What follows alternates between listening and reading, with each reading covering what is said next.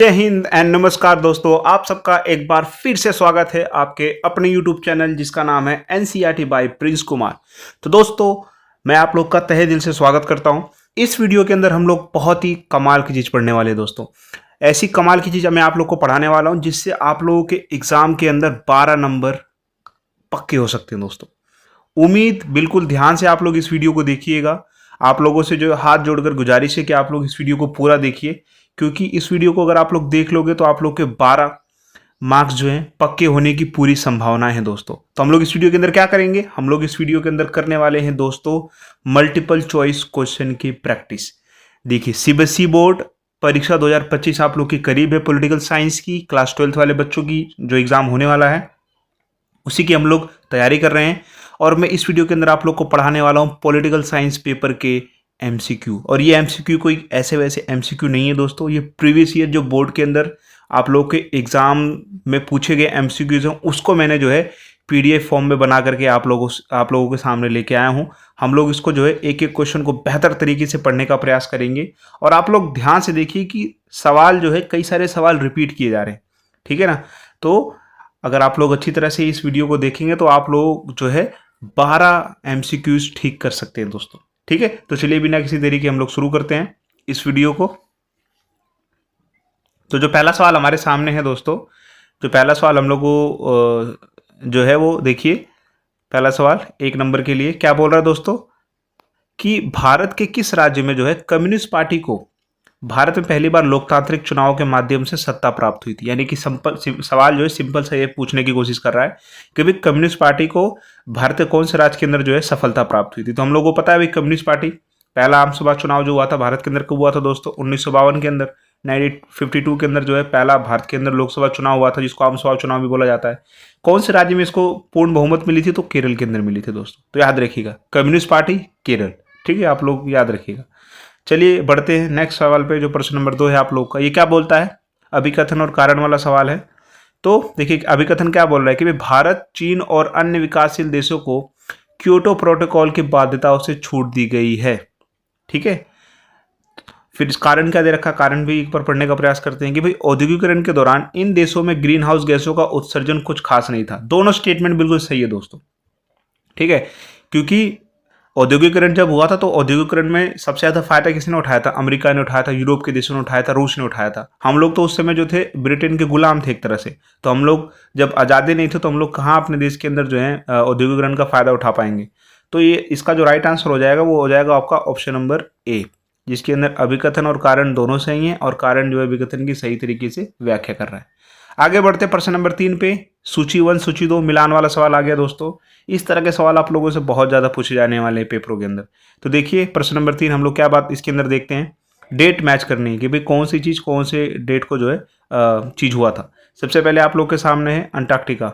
Antarctica संधि के बारे में आप लोग को बताना है कि भाई अंटार्कटिका संधि जो है कौन से साल जो थी साइन की गई थी। तो आप लोग को पता होना चाहिए अंटार्कटिका की जो संधि है वो आप लोग की साइन की गई थी 1959 के अंदर।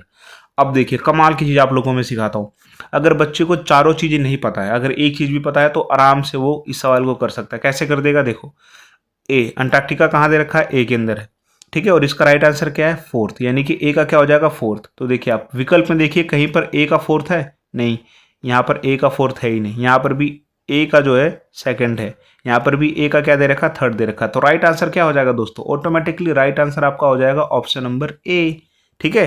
फिर इससे आप लोग जो है मैच कर सकते हैं, यानी कि ए का 4th हो जाएगा, बी का यानी कि मॉन्ट्रियल प्रोटोकॉल का क्या हो जाएगा 3rd, कब हुआ था दोस्तों 1997 के अंदर।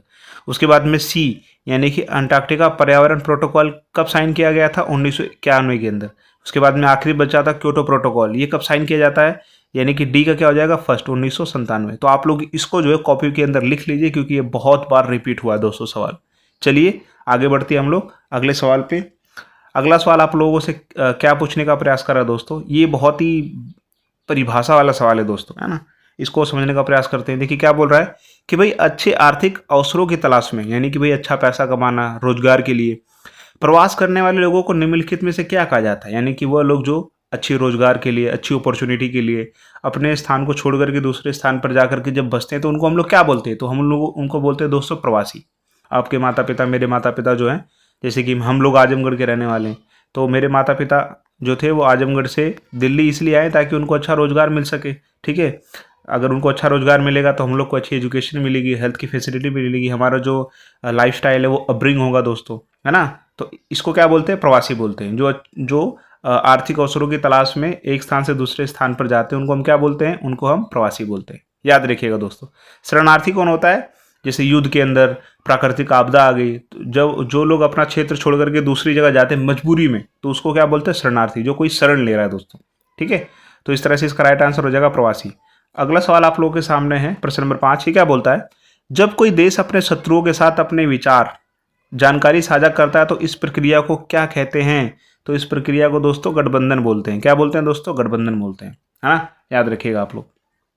फिर अगला सवाल देखिए, ये सवाल भी कई बार रिपीट किया गया है कि भाई कौन से मध्य एशियाई देश ने, ठीक है, 2001 तक 10 वर्ष युद्ध का सामना किया था। कौन सा मध्य एशियाई देश है जिसने जो है अपने देश के अंदर 10 सालों तक जो है गृह युद्ध, सिविल वॉर का सामना किया था। तो इसका राइट आंसर हो जाएगा दोस्तों तजाकिस्तान। क्या हो जाएगा दोस्तों, राइट आंसर तजाकिस्तान हो जाएगा। याद रखिएगा आप लोग। फिर अगला सवाल आप लोगों के सामने है। अब आप लोगों से अगला सवाल क्या पूछ रहा है दोस्तों, नेक्स्ट क्वेश्चन आप लोगों से है, इसके अंदर भी आप लोग को जो कालक्रमानुसार डेटों को अरेंज करना है। ठीक है, डेटों को क्या करना, अरेंज करना है। प्रश्न नंबर 7, निम्नलिखित घटनाओं को कालक्रमानुसार व्यवस्थित कीजिए। तो सबसे पहली घटना हमारे सामने आती है दोस्तों, सबसे पहली घटना हमारे सामने है रूस की क्रांति।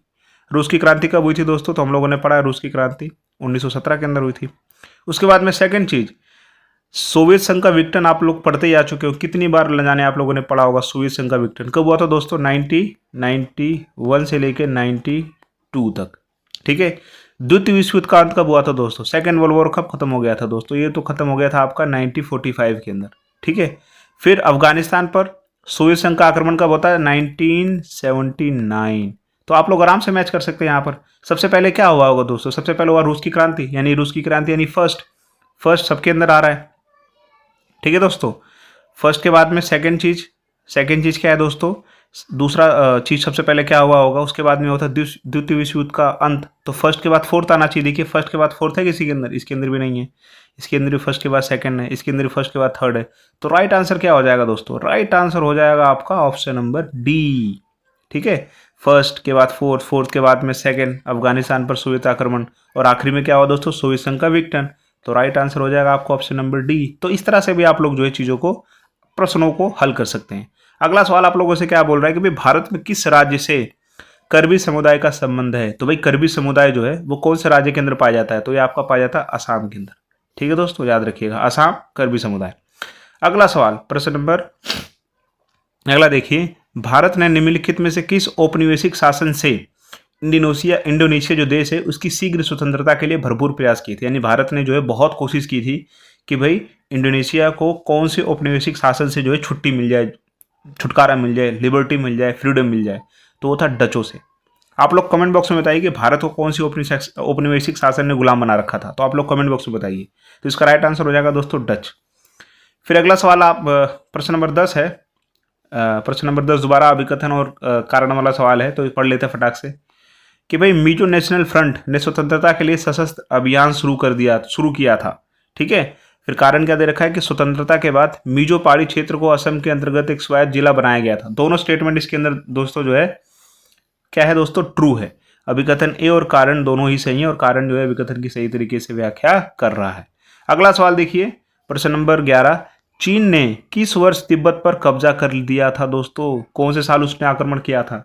तो इसका राइट आंसर हो जाएगा दोस्तों 1950 के अंदर, जिसके बाद से जो दलाई लामा जो है राजनीतिक शरण लेते भारत के अंदर। और आप लोग को पता है कि हिमाचल प्रदेश धर्मशाला के अंदर जो है उस समय के जो भारत के हमारे पूर्व प्रधानमंत्री पंडित जवाहरलाल नेहरू जो है बहुत सारी जमीन जो है, भूमि जो है वो बौद्ध मठ को दान दे देते हैं, और वहाँ पर मोनेस्ट्री बनाई जाती है। आज भी आप लोग धर्मशाला हिमाचल प्रदेश में घूमोगे तो वहाँ पर एक से एक मोनेस्ट्री आप लोग को देखने को मिलेगी। तो इसका राइट आंसर क्या हो जाएगा दोस्तों, ऑप्शन नंबर ए। आगे बढ़ते हैं, पर अगला सवाल आप लोगों से क्या पूछ रहा है भाई, पाकिस्तान पे सवाल आ गया। देखिए सवाल क्या बोल रहा है भाई, जनरल अयूब खान ने पाकिस्तान का प्रशासन कब संभाला दोस्तों। तो आप लोग को पता होना चाहिए कि भाई हमारी पॉलिटिकल साइंस की किताब के अंदर दक्षिण एशिया एक चैप्टर है जिसके अंदर हम अपने पड़ोसी देशों के बारे में बहुत अच्छी तरह से पढ़ते हैं। तो पाकिस्तान हमारा पड़ोसी देश है, तो इससे सवाल तो पूछना बहुत ही लाजिम सी बात है। तो सवाल क्या बोल रहा है कि जनरल अयूब खान ने पाकिस्तान का प्रशासन कब संभाला? तो इसका राइट आंसर हो जाएगा दोस्तों संविधान को अपनाने के बाद। अगला सवाल आप लोगों से पूछ रहा है भाई, ये भी बहुत रिपीटेड सवाल है कि उस राज्य का नाम बताइए जिसमें से छत्तीसगढ़ को बनाया गया था। तो छत्तीसगढ़ को बनाया गया था मध्य प्रदेश से अलग करके दोस्तों, ठीक है। हाँ, फिर अगला सवाल आप लोगों से पूछ रहा है इंदिरा गांधी से संबंधित कि इंदिरा गांधी ने अपने कार्यकाल में कई नीतियों की शुरुआत की, निम्नलिखित में से कौन सी नीति उनकी नीतियों का हिस्सा नहीं थी दोस्तों? तो एक एक करके एलिमिनेट करेंगे। बैंकों का राष्ट्रीयकरण, भाई सबसे इंपॉर्टेंट चीज उन्होंने यही किया था, बैंकों का राष्ट्रीयकरण। और हमें यहाँ पर क्या बताना है कि उन्होंने कौन सा काम नहीं किया था। भूमि सुधार भी उनके शासनकाल के दौरान ही हुआ था। प्रीव्यू पर्स की समाप्ति, राजाओं को जो पेंशन मिलती थी उसकी समाप्ति कर दी। और आखिरी जो है आप लोग का परमाणु ऊर्जा का प्रयोग ना करना, भाई ये तो गलत है, बल्कि उन्होंने परमाणु ऊर्जा को बहुत सपोर्ट किया था। तो इसका राइट आंसर क्या हो जाएगा दोस्तों? Option number C. और यहां पर पूछा गया था नीतियों का हिस्सा नहीं था, तो इसकी नीतियों का हिस्सा नहीं था दोस्तों। फिर दोबारा आप लोगों से अभिकथन और कारण वाला सवाल पूछ रहा है दोस्तों। तो देखिए, भारत में अभिकथन पढ़ता हूं मैं, क्या बोल रहा है कि भाई भारत में चौथे आम चुनाव से पहले लोगों ने आवश्यक वस्तुओं की कीमतों में वृद्धि, खाद्यान्नों की कमी, बढ़ती हुई बेरोजगारी के विरुद्ध आंदोलन शुरू कर दिया था। सही बात है। मानसून की असफलता, व्यापक सूखा, खेती की पैदावार में गिरावट तथा गंभीर खाद्य संकट ने समस्या पैदा कर दी थी। ये भी सही है। तो इसका राइट आंसर हो जाएगा ऑप्शन नंबर ए, यानी कि अभिकथन और कारण दोनों सही हैं, और कारण जो है अभिकथन की सही तरीके से व्याख्या कर रहा है। अगला सवाल देखिए, दोबारा अभिकथन और कारण वाला सवाल आप लोगों से पूछ दिया है। क्या बोल रहा है अभिकथन कि वे वैश्विक रणनीति में तेल आज भी सबसे महत्वपूर्ण संसाधन बना हुआ है। तेल, कौन सा तेल? सर पे लगाने वाला तेल नहीं, यहाँ पर बात हो रही है पेट्रोल के बारे में, कच्चा पेट्रोल, ठीक है, जिसको हम लोग काला सोना भी बोलते हैं दोस्तों। फिर इसके कारण में क्या दे रखा है कि तेल के साथ जुड़ी अपार संपदाएं राजनीतिक संघर्ष को पैदा करती। बिल्कुल दोस्तों, आप लोगों को पता होना चाहिए कि तेल जो है उसने बहुत ज्यादा वॉर, बहुत सारे युद्ध कराए हैं दोस्तों, है ना। सब इस पे जो है अपना अधिकार जमाना चाहते हैं, वो चाहे कुवैत और सऊदी का युद्ध हो, चाहे तालिबान हो, कोई भी जितने भी देश हों, चाहे रूस हो, अमेरिका हो, ये सब तेल के पीछे पड़े हुए हैं दोस्तों। तो इसका राइट आंसर क्या हो जाएगा? इसका राइट आंसर हो जाएगा ऑप्शन नंबर ए, अभिकथन और कारण दोनों सही है, और कारण जो अभिकथन की सही तरीके से व्याख्या कर पा रहा है दोस्तों। आगे बढ़ते हैं अगले सवाल पे। नेक्स्ट क्वेश्चन देखिए कि भाई 1952 में कौन सी राजनीतिक पार्टी जम्मू कश्मीर में सत्ता में आई थी? ठीक है, इससे पहले एक सवाल पूछा था कि भाई कम्युनिस्ट पार्टी कौन से राज्य के अंदर सत्ता में आई थी। अब यहाँ पे सवाल आप लोगों से पूछा है कि भाई जम्मू कश्मीर में कौन सी पार्टी सत्ता में आई थी। तो इसका राइट आंसर हो जाएगा दोस्तों नेशनल कॉन्फ्रेंस। ठीक है दोस्तों, क्या इसका राइट आंसर हो जाएगा? National conference. फिर नेक्स्ट क्वेश्चन आप लोगों से पूछ रहा है कि भाई भारत का जो निर्वाचन आयोग था किस वर्ष उसका गठन किया गया था। आप लोगों से सवाल तो इस पहले इसका आंसर दे देता हूँ। इसका राइट आंसर हो जाएगा दोस्तों ऑप्शन नंबर बी, 1950 के अंदर। अब एग्जामिनर जो है एक लेवल आगे जाके आप लोगों से ये पूछेगा कि भारत का पहला मुख्य निर्वाचन आयुक्त कौन था। तो आप लोग को पता होना चाहिए, उनका नाम था सुकुमार सेन। क्या नाम था दोस्तों? सुकुमार सेन। हमेशा एक स्टेप आगे चलने की कोशिश कीजिए।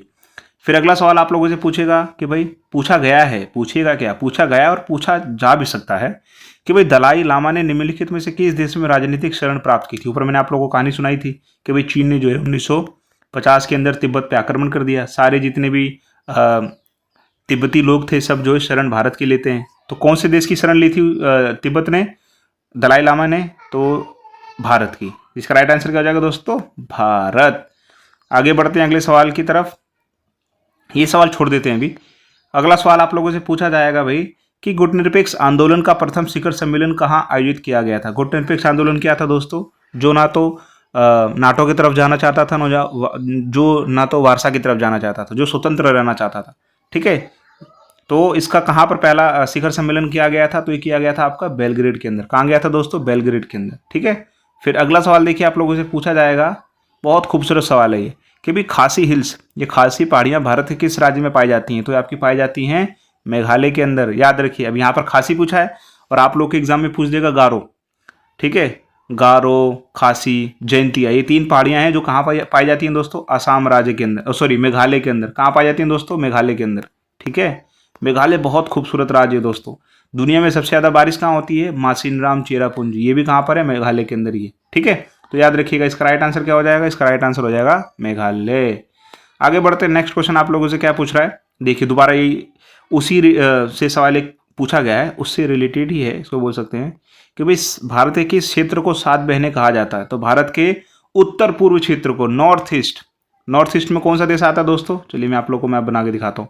जैसे कि मान लीजिए ये हमारा प्यारा भारत है,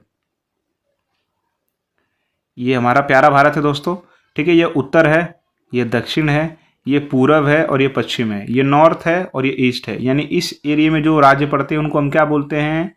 उनको हम बोलते हैं नॉर्थ ईस्ट। इसके अंदर कितने राज्य आते हैं? इसके अंदर 7 राज्य आते हैं, ठीक है ना? हाँ, तो इसका राइट आंसर क्या हो जाएगा दोस्तों? उत्तर पूर्व।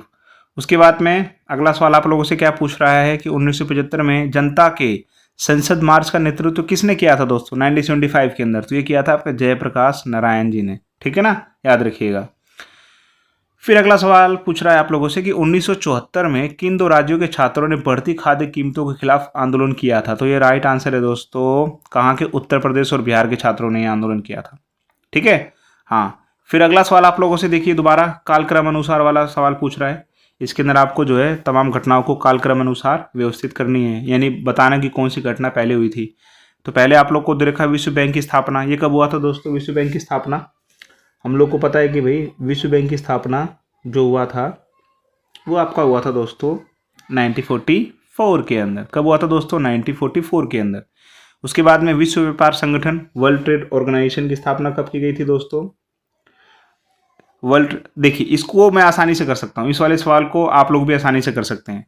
इन सब में सबसे पहली जो चीज़ हुई थी वो हुई थी विश्व बैंक की स्थापना 1944 के अंदर, और ऑप्शन के अंदर यही सबसे पहले दे रखा है। और कोई चीज़ और कोई चीज़ जो है मतलब और बाकी सब चीज़ें पीछे दे रखी, ये सबसे पहले दे रखा है, यानी कि विश्व बैंक की स्थापना, ठीक है। तो यही इसका राइट आंसर हो जाएगा दोस्तों, है ना। सबसे पहले हुआ था आपका विश्व बैंक की स्थापना, फिर वर्ल्ड ट्रेड ऑर्गेनाइजेशन बनाया गया था, फिर उसके बाद में आप लोगों को पता यूनाइटेड नेशन 1945 के अंदर बनाया गया था, फिर आखिरी में बनाया गया था अंतर्राष्ट्रीय आणविक ऊर्जा एजेंसी की स्थापना, ठीक है। तो इसका राइट आंसर हो जाएगा ऑप्शन नंबर ए, ठीक है।